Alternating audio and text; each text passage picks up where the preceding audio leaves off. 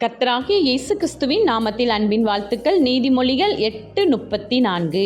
என் வாசற்படியில் நித்தம் விழித்திருந்து என் கதவு நிலையருகே காத்திருந்து எனக்கு செவி கொடுக்கிற மனுஷன் பாக்கியவான். பிரியமானவர்களே, நம்முடைய காத்திருப்பு எப்படி இருக்கிறது?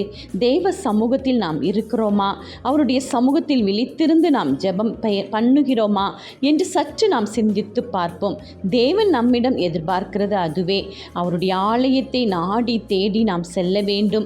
அதிலிருந்து அவர் கொடுக்கிற எல்லாவற்றையும் நாம் கவனித்து நமக்கு தேவையானதை காத்திருந்து பெற்றுக்கொள்ள வேண்டும். அவருக்கு செவி கொடுக்கிற மனுஷனாய் நாம் இருக்கும் பொழுது தேவன் நம்மை பாக்கியவான் என்று கூறுகிறார். சற்று இந்த நாளில் நாம் சிந்தித்து பார்ப்போம். தேவனுடைய பார்வையில் நாம் பாக்கியவதியாய் இருக்கிறோமா என்று நம்மை நாமே நாம் சுத்திகரித்து தேவ சமூகத்தில் அமர்ந்து நம்மை பரிபூரணமாய் பாதுகாத்துக் கொள்வோம். ஆமேன்.